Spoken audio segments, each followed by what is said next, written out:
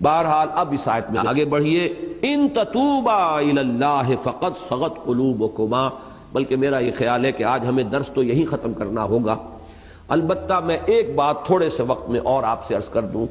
اس معاملے میں مجھے مولانا مودودی صاحب سے شدید شکایت ہے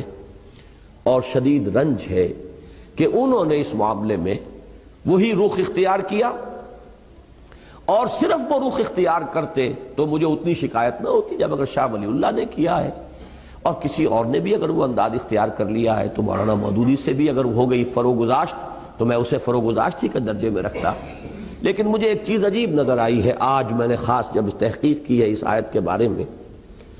انہوں نے اپنے حواشی میں شاہ ولی اللہ کے ترجمے کا ذکر کیا، انہوں نے شاہ رفیع الدین کے ترجمے کا بھی ذکر کیا، ان دونوں کے ترجمے کا تو ذکر کیا جس میں کجی کا لفظ آیا ہے، لیکن شاہ عبد القادر کے ترجمے کا ذکر نہیں کیا جس میں کجی کا لفظ نہیں آیا۔ اب یہ جو انتخاب ہے کہ ایک شے کو اختیار کرنا ایک کو نہ کرنا، حالانکہ شاہ ولی اللہ دہلوی رحمۃ اللہ علیہ کے یہ دو صاحبزادے جو ہیں شاہ عبد القادر، شاہ رفیع الدین، دونوں چوٹی کے مترجم ہیں اور وہی سب سے زیادہ مستند مترجم مانے گئے ہیں۔ شاہ عبد القادر کا ترجمہ جو ہے اس کو مانا گیا ہے کہ وہ بامحاورہ ہے، شاہ رفیع الدین کا لفظی ترجمہ ہے، لیکن یہ ہے کہ مستند ترین ترجمے وہی۔ تو اگر شاہ ولی اللہ کا بھی ان کی نگاہ میں آیا اور شاہ رفیع الدین کا بھی آیا تو شاہ عبد القادر کا کیوں نہیں آیا، جنہوں نے اس سے ہٹ کر ترجمہ جو ہے اختیار کیا؟ یہ پک اینڈ چوز جو ہے یہ در حقیقت دلالت کرتا ہے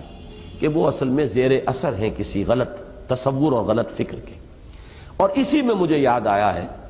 کہ حضرت عثمان کے بارے میں رضی اللہ تعالی عنہ خلافت و ملوکیت نامی کتاب میں بالکل اسی کی ایک مثال موجود ہے۔ تاریخ کی کتابوں میں ایک واقعہ یوں درج تھا اور ہے اب بھی کہ ایک جنگ سے مال غنیمت آیا، 5 لاکھ درہم کا مال غنیمت۔ حضرت عثمان نے وہ سارا کا سارا اپنے سالے مروان ابن حکم کو بخش دیا، بس یہ واقعہ آ گیا، ہبہ کر دی۔ اب صرف اس واقعے کو درج کرنے کا مطلب کیا ہے؟ حضرت عثمان نے خیانت کی، وہ مال غنیمت ان کی جاگیر تو نہیں تھا، وہ تو مال جو ہے مسلمانوں کا ہے، 1/5 حصہ اس کا بیت المال میں جائے گا، 4/5 حصہ جو ہے وہ غنیمت کا تقسیم ہوگا مجاہدین میں، یا اگر 1/5 حصہ ہی وہ آیا تھا، 4/5 حصہ وہاں تقسیم ہو چکا تھا، یہ 1/5 تھا تو یہ بیت المال کی ملکیت تھا، حضرت عثمان کی ذاتی ملکیت تو نہیں تھا۔ 5 لاکھ اگر 1/5 تھا تو گویا کہ 25 لاکھ کی تھی وہ، جس میں سے 20 لاکھ وہاں تقسیم ہو چکا، 5 لاکھ آیا تو یہ بیت المال کی ملکیت ہے۔ یہ اپنے کسی رشتہ دار کو، اور رشتہ داروں میں بھی جو سالہ ہو، سالار جنگ جو ویسے بھی ایک بدنام رشتہ ہے دنیا میں، آج بھی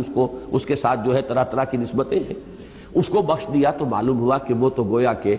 اس روایت ہی کو سامنے رکھا جائے تو وہ تو ایک عام انسان کی سطح پر آ گیا، عام دنیا دار انسان ہے۔ کون؟ ذو النورین خلیفہ ثالث، چوٹی کے صحابہ میں سے۔ اب یہ واقعہ انہوں نے دلیل یہ دے دی کہ صاحب یہ تو کتابوں میں نے کوئی اپنے گھر سے تو نہیں گھڑا ہے، یہ تو تاریخ کی کتابوں میں واقعہ ہے۔ لیکن اگر یہ بات بھی سامنے ہو کہ انہی تاریخ کی کتابوں میں اس واقعے کی روایت یہ بھی موجود ہے تفصیل سے، تفصیل کیا ہے اس واقعے کی کہ جب وہ مال غنیمت آیا، وہ مال غنیمت ہوتا تھا اجناس کی صورت میں، چیزوں کی صورت میں، وہ کوئی نقد تو نہیں ہوتا تھا۔ حضرت عثمان نے مجلس شورا سے اجازت لے کر وہ سارا مال 5 لاکھ میں خرید لیا، 5 لاکھ بیت المال میں داخل کر دیے، اپنی ذاتی جیب سے اس مال کو خرید لیا، وہ بھی اجازت سے، اصحاب شورا کی اجازت سے، کہ بجائے اس کے کہ یہ سارا مال جو ہے بیت المال کے اندر اس طرح جمع کیا جائے، نقد میں 5 لاکھ میں یہ مال اگر آپ اجازت دیں تو میں لے لیتا ہوں، 5 لاکھ بیت المال میں داخل ہو جائیں گے، یہ مال اب آپ کی ذاتی ملکیت ہے، اب آپ جسے چاہیں ہبہ کریں، کسی کو دے دیں، کسی کو کوئی اعتراض نہیں۔ یہ تفصیل بھی اگر موجود ہو تاریخ کی کتاب میں، پھر ایک شخص اس واقعے کو جو ہے مجمل بیان کرتا ہے تو معلوم ہوتا ہے کہ یہاں کوئی نہ کوئی نقطہ نظر کی کجی ہے، کوئی ٹیڑھ ہے، کوئی اپنی سوچ کے اندر جو ہے وہ غلطی جو ہے وہ پیدا ہو چکی ہے۔ تو یہ ہے اصل میں وہ بات جس کی مجھے ایک اور جو ثبوت ہے وہ آج ملا ہے کہ اس میں ترجمے جو اس ترجمے کی تائید کرنے والے ہیں کہ دل کج ہو گئے تمہارے، توبہ کرو اللہ کی جناب میں، تمہارے دل ٹیڑھے ہو گئے، راہ حق سے ہٹ گئے، تو وہ ترجمے تو انہوں نے بیان کر دیے، شاہ ولی اللہ کا بھی اور شاہ رفیع الدین کا بھی، لیکن شاہ عبد القادر کا ترجمہ بیان نہیں کر رہے۔ تو یہ میرے نزدیک در حقیقت اس میں جیسا کہ میں نے عرض کیا، میں دوبارہ وہ الفاظ دہرانا نہیں چاہتا، جو ہمارے بعض اکابر کو، مولانا مدنی رحمہ اللہ کو بہت پہلے یہ شک ہو گیا تھا اور انہوں نے اس کا اظہار کیا تھا کہ ان کے مزاج کے اندر صحابہ کرام سے اور بزرگوں سے اور اسلاف سے جو ہے ایک گستاخی کا رجحان پایا جاتا ہے۔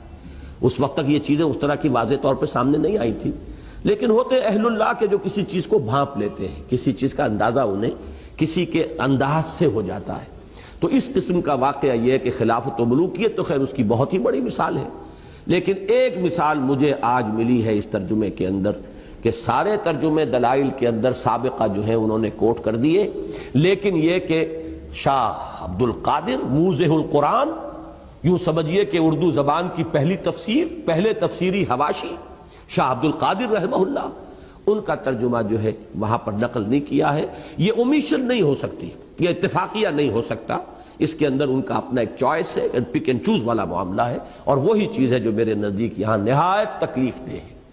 تو بس آج اس پر ہم اپنا درس ختم کر رہے ہیں۔ ان تتوبا الیہ فقد صغت قلوبکما، اگر تم دونوں اللہ کی جناب میں بصراحت اپنی خطا کا اعتراف کرتے ہوئے توبہ کرو تو یہی تمہارے شایان شان ہے، اور تمہارے دل تو اس طرف مائل ہو ہی چکے ہیں۔ بارک اللہ لی ولکم فی القرآن العظیم ونفعنی وإیاکم بالآیات والذکر الحکیم۔